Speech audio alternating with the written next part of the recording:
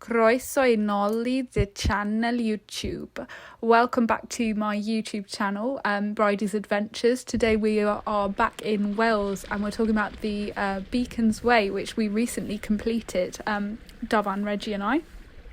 So the Beacons Way is a 99-mile-long distance hiking trail, and it goes from Abergavenny in the east side of the Brecon National Park to Llangadog in the west side. The route showcases the best views that the national park has to offer. It goes over 17 summits, including the region's highest and most well-known mountain, Dyffan.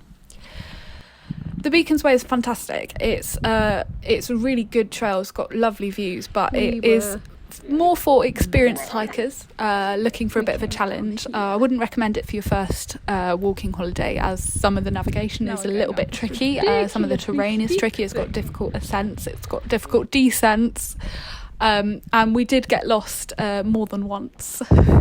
The way is well signposted, but only when you kind of know where you are anyway, and when you really need the signs to help you out, there's no signs there. You have to really get used to not even following a footpath, but just looking at a mountain and going, oh well, I'm just going to aim for being across the mountain. So that's definitely something to get used to if you're used to following a footpath like I am. The visibility also made the navigation really tricky, because sometimes we were in a cloud on top of a mountain and there was very little to go by in terms of our surroundings. We couldn't really see anything, so that made navigation quite tricky, and we had to use compass bearings, which I'm not fantastic at. We did also use the Ordnance Survey app, which got us out of a bit of trouble a couple of times.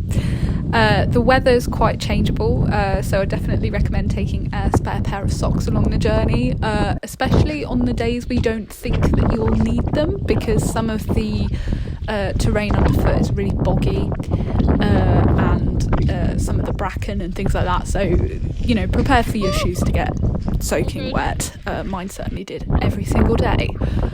Overall, the route's very dog friendly.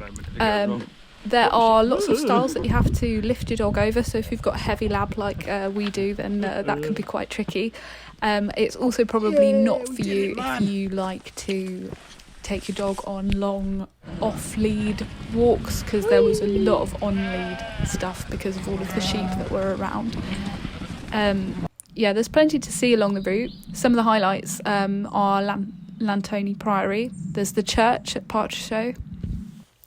There's lots of disused quarries in the Black Mountains with lots of signs that tell you all about it, and the Abergavenny Castle, and there's plenty to see on the route, so it's really good from that perspective. One of the highlights for us was all of the beautiful campsites that we visited along the way. It was really nice to get to know different places, including Eco Camping Wales, where I stayed as a teenager, and wild camping at Llangadog, which is the fairy lake at the bottom of Dyffan. We also really used the guidebook.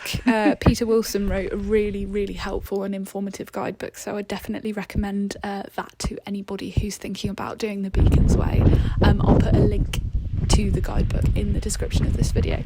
So I hope you enjoyed watching the little clips from our walking holiday in the Brecon Beacons. Overall, I really, really enjoyed it, and it was hugely successful, but it was really challenging in places. And of course, a special thanks to Richard and Marie for our baggage transfer service.